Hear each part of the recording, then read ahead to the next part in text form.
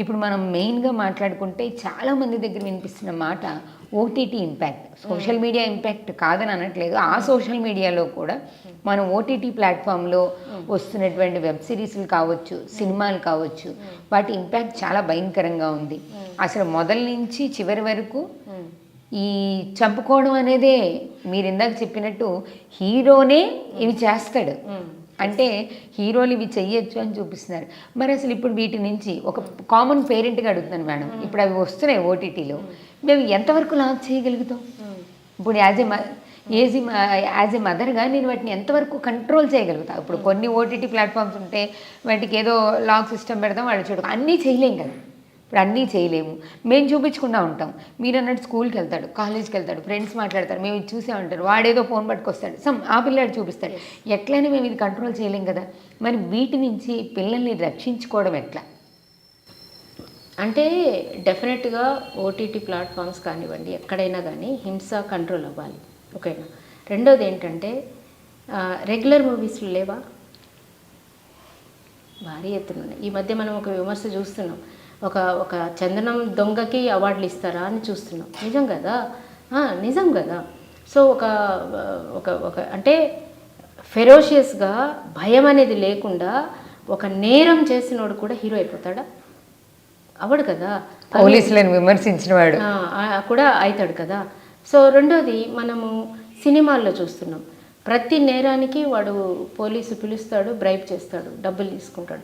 మనము కర్తవ్యం లాంటి గొప్ప సినిమాలు చూసినా కూడా పోలీసులు ఈజీగా జోకర్స్ లాగా వస్తారు, డబ్బులు తీసుకుంటారు, వెళ్ళిపోతారు. ఇవన్నీ మనం సినిమాల్లో కూడా చూస్తున్నాం. అంటే అన్ని రకాల కంట్రోల్ అయితే ఉండాలండి.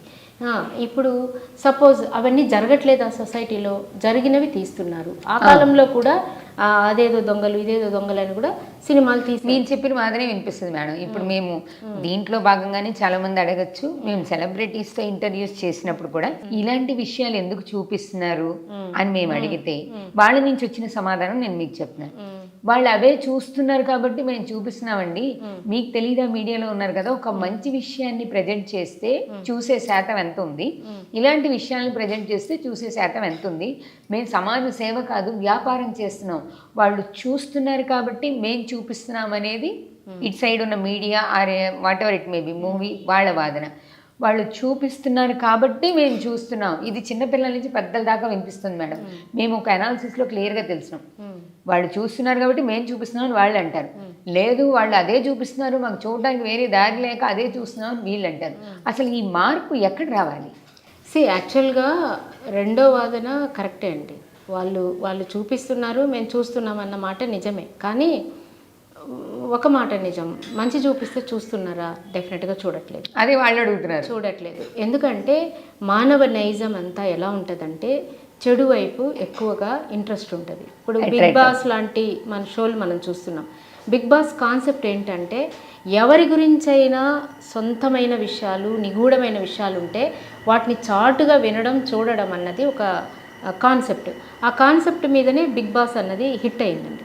అంటే ఒక 10 మందిని 20 మందిని లోపలేస్తే అసలు బయట ఎవరితో టచ్ లేకపోతే అక్కడక్కడే ఉన్న ఫుడ్ కోసం, అక్కడక్కడే ఇరుకున్న ఉన్నటువంటి ప్రపంచం కోసం వాళ్ళు ఎన్ని దెబ్బలు కొట్లాడుకుంటారు, పక్కకెళ్ళి ఏం మాట్లాడుకుంటారు, పక్కకెళ్ళి ఏమేం చేస్తారు అన్న దాన్ని చూపించడం కోసం ఆ షో పెట్టారు.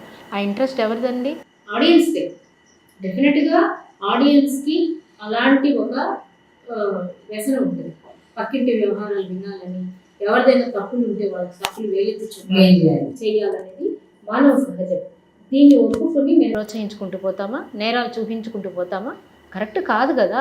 ఇప్పుడు మందు తాగేస్తే తాగినోడే చచ్చిపోతాడు, వాడు తాగుతున్నాడు, వాడు లివర్ వాడు చూసుకోవాలని నువ్వు మందు అమ్మేస్తే కరెక్ట్ అవుతుందా? కాదు కదా. నిజమే. అలాగని నువ్వు తాగాలా తాగకూడదు అనేది నీ పద్ధతి కదా, నువ్వు కదా కంట్రోల్, నీ సెల్ఫ్ కంట్రోల్ ఉండాలి. ఈ రెండు విషయాలు కూడా కరెక్టే. ఈ రెండిట్లో నేను గవర్నమెంట్ని బ్లేమ్ చేస్తాను. ఈ కంట్రోల్ని సెన్సార్ బోర్డు ద్వారా కానివ్వండి, లేకపోతే మీడియా వ్యవస్థని కంట్రోల్ చేసే పద్ధతిలో కానివ్వండి తీసుకురావాలి. ఇప్పుడు మీరేమంటున్నారు, ఓటీటీ ప్లాట్ఫామ్స్ అంటున్నారు. న్యూస్ ఛానల్స్ ఏం చేస్తున్నాయండి? ఒక ఎవరో ఒక అతను, ఎవరో కాదు, ప్రజాప్రతినిధి ఒక ఆమెతోటి ఉంటున్నాడు. ఆయన ఏం మాట్లాడుకుంటున్నారు, ఎక్కడికి వెళ్తున్నారు, ఏం చేస్తున్నారు, వాళ్ళు వేరే పెళ్ళికి వెళ్ళి భోంచేస్తే కూడా వీళ్ళు దాన్ని ఒక రీల్ చేసి పెడుతున్నారు. ఊళ్ళోకి వెళ్తే, పెళ్ళికి వెళ్తే, షాపింగ్ మాల్కి వెళ్తే, ఆఖరికి కెమెరాలు పట్టుకుని వాళ్ళు ఎక్కడన్నా గదిలో దొరికితే గదిలో వరకు వెళ్తున్నారు. అది మీ పనా, మీ డ్యూటీ నాది కాదు కదా. ఎప్పుడు సమాజం అతిలోతుల్ని జర్నలిజం టచ్ చేస్తుంది, తప్పేం లేదు, వెళ్ళాలి. ఎంత దూరం ఉన్నా ఒక క్రైమ్ జరుగుతున్నాడు, ఆ 2 క్రైమ్లు వాళ్ళిద్దరికి సంబంధించింది, వాళ్ళ పర్సనల్ లైఫ్, వాళ్ళ పర్సనల్ సంబంధించింది. కానీ ఆ పర్సనల్ సంబంధం సమాజానికి ప్రాబ్లంగా ఉన్నప్పుడు ఒక పోలీస్ వ్యవస్థ అన్నది దాని మీద పనిచేస్తుంది. దాన్ని పనిచేయనియండి, దానికి వెళ్ళి వార్తలు ఇవ్వండి, దానికి వెళ్ళి విషయాలు ఇవ్వండి. ఆ భార్యను ఒకసారి ఇంటర్వ్యూ చేయడం, ఆవిడతోటి ఇంకోసారి ఇంటర్వ్యూ చేయడం, వీళ్ళిద్దరిని కలిపి ఇంటర్వ్యూ చేయడం, ఆడే కూర్చోబెట్టి కొట్టించేసుకోవడం, అని ఎవరు చేస్తున్నారు? ఈ డ్రామాలను ఎవరు చేస్తున్నారు? అయితే ఈ వ్యవస్థ మీద కంట్రోల్ ఉండవలసింది ప్రభుత్వాలకి. ప్రభుత్వాలు ఫస్ట్ ఆఫ్ ఆల్ స్కూల్ వ్యవస్థని రెగ్యులేట్ చేయాల్సిన అవసరం ఉంది. స్కూల్ వ్యవస్థ నుంచే పిల్లలకి మంచి చెడు లేక తారతమ్యాన్ని చెప్తూ మంచిని ప్రోత్సహించే ప్రతి పనులను చేయించాలి. చదువు ఎంత ముఖ్యమో అంతే ముఖ్యంగా ఒక గుడ్ సివిలియన్గా స్కూల్లోంచి బయటకు వచ్చేలాగా ట్రై చేయాలని. పేరెంట్స్ చేతిలో నిజం చెప్పాలంటే ఏమీ లేదండి. ఈ రోజుల్లో పేరెంట్స్ చేతుల్లోంచి అన్నీ జారిపోయినాయి. అలాగని పేరెంట్స్ కేర్లెస్గా ఉండమని నేను చెప్పట్లేదు. పేరెంట్స్ బాధ్యత, పేరెంట్స్ తప్పనిసరిగా. నేను కూడా అనేక కుటుంబాలు చూశాను. పేరెంట్స్ని రోల్ మోడల్గా చేసుకుని పేరెంట్స్ కనుక బాగున్నారంటే వాళ్ళకి ఎవరు చెప్పకనే ఒక మంచి గుడ్ బిహేవియర్లోకి వచ్చిన పిల్లలు ఉన్నారు. సో ప్రొవగేటింగ్గా ఉండేటువంటి ఏ విషయాలనైనా, ఇప్పుడు నేను ఒక బయటికి వెళ్తూ ఉంటే వస్తుంటే ఒక పెద్ద ఫ్లెక్సీ చూశాను. అదేంటంటే ఫర్నిచర్ షాపు అడ్వర్టైజ్మెంట్. అందులో ఒక అమ్మాయి చాలా చిన్న డ్రెస్ వేసుకుని కూర్చుంది. ఆ అమ్మాయికి కంప్లీట్గా ఎక్స్పోజర్ కోసం ఆ ఫోటో పెట్టారు. ఎందుకు ఆ ఫోటో పెట్టారంటే అట్రాక్టివ్గా దాన్ని చూడాలని, ఆ ఫ్లెక్సీని చూడడం కోసము ఆ అమ్మాయి బట్టలు సగం వేసి పెట్టారు. ఫర్నిచర్కి ఒక అమ్మాయికి ఏమైనా సంబంధం ఉందా? ఫర్నిచర్కి ఆ వస్తువు ఏంటి, ఏమేంటి, ఏం సంబంధం లేదు. అంటే ప్రతి వ్యాపార అంశంలో స్త్రీని ఉపయోగిస్తున్నారు. ఈ అమ్మాయి మీద కత్తి తీసుకొని దాడి చేసిన వాడు ఎంత నేరస్తుడో, స్త్రీని ఒక కమోడిటీగా చూపిస్తున్న వ్యాపార వ్యవస్థలో అంతే నేరస్తులు. దాన్ని కంట్రోల్ చేయాల్సింది ఎవరండి? పేరెంట్సా? దానికోసం వ్యవస్థలు ఉన్నాయి కదా, వాటిని ఎందుకు కంట్రోల్ చేయలేకపోతున్నాం? ఎందుకు మంచి చూపించలేకపోతున్నాం? ఇవాళ ఒక హీరోయిజం అంటారు. హీరోయిజం, ఆయన పైనుంచి దూకి ఒక థమ్సప్ బాటిల్ పట్టుకుంటాడు. థమ్సప్ బాటిల్ నీ పిల్లలకి నువ్వు సపోర్ట్ చేయాల్సిందేనా? చేసే వస్తువు అసలు ఓకే. అసలు పైనుంచి దూకేది ఎవరండి? ఆ విద్యలో ఆరితేరిన వాళ్ళు. ఇప్పుడు సునీత విలియమ్స్ కావచ్చు, పెద్ద పారాషెల్లర్స్ కావచ్చు, వీళ్ళంతా ఎన్నో రికార్డులు నెలకొల్పారు కదా. వాళ్ళతో తీరా అడ్వర్టైజ్మెంట్లు వాళ్ళతో తీయచ్చు కదా. వాళ్ళు రియల్ మోడల్స్ కదా, వాళ్ళు రియల్ హీరోస్ కదా. వాళ్ళతో తీయరా? వాళ్ళని చూపించవచ్చు కదా. వాళ్ళు ఇలా గొప్ప వాళ్ళు, ఇన్ని అవార్డులు వచ్చాయి, ఇంత అంతరిక్షంలోకి వెళ్ళొచ్చారు, ఈ బాటిల్ పట్టుకోవడం వీళ్ళకెంత ఈజీ అని చూపించవచ్చు కదా. అక్కడ ఎక్కడ కూడా స్త్రీల యొక్క ప్రతిభ అవసరం లేదు. డూప్ పెట్టేసి డూప్గా ఉన్నవాడే ఎగిరేయాలి, దుంకాలే. ఏది హీరోయిక్ వ్యవహారాలలో ఆడపిల్ల వచ్చేటప్పటికి బట్టలే తక్కువ చేసుకోవాలి, ఎక్స్పోజింగ్ అంతే ఉండాలి. నువ్వు ఎంత ప్రతిభావంతురాలువైనా అంతే ఉండాలి. సో ఆ వ్యవస్థని కంట్రోల్ చేయడం అన్నది ప్రభుత్వాల బాధ్యత. మొదటి నుంచి ఇప్పటి వరకు చెప్తున్నాను, వ్యవస్థలు పటిష్టంగా పనిచేయాలి. పటిష్టంగా పనిచేయాలంటే ప్రభుత్వాల బాధ్యత. ప్రభుత్వం నాకు అనుకూలమైన పోలీసులు వేసుకుంటా, నాకు అనుకూలమైన వీళ్ళని వేసుకుంటా అనేది కరెక్ట్ కాదు.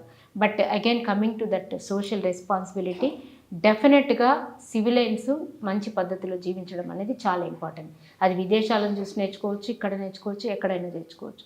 ఇప్పుడు ఆ అబ్బాయి కూకట్పల్లిలో హత్య చేసిన అబ్బాయి యొక్క విషయాన్ని కనీసం 50-100 సెమినార్లు జరగాలండి. ఒక నేరస్తుడుగా ఆ పిల్లవాడు ఎందుకు మారాడు, అటువంటి నేర ప్రవృత్తి గల పిల్లల స్వభావాలు ఎలా ఉంటాయి, దేనివల్ల వీళ్ళు ప్రొవగేట్ అవుతున్నారు, వీటన్నిటి సారాంశంలో ఒక 2-3 పాయింట్లు కీలకంగా వస్తాయి. దీని మీద పనిచేయాలి. దీని మీద ఇమీడియట్గా ప్రభుత్వాలు పనిచేయాలి. ఏవైతే పోన్ కానివ్వండి, క్రిమినాలజీ కానివ్వండి చూపిస్తున్నారో వాటిని అదుపు చేయడం ఈజీ, అది చెయ్యాలి. రెండోది ఏం చేయొచ్చు, అసలు అలాంటి సినిమాలు కనుక మెసేజ్ ఓరియంటెడ్గా అనిపిస్తే అలాంటి సినిమాలు వస్తే వాటిని వెంటనే కంట్రోల్ చేయాలి. వ్యాపార దృక్పథంతో వాటిని వదిలేయడానికి వీల్లేదు. సో జులాయితనము, దొంగతనము, వెకిలితనము, స్త్రీలను కించపరిచేటువంటి విధానాలు కనుక సినిమాల్లో ఉంటే వాటిని కట్ చేయాలి.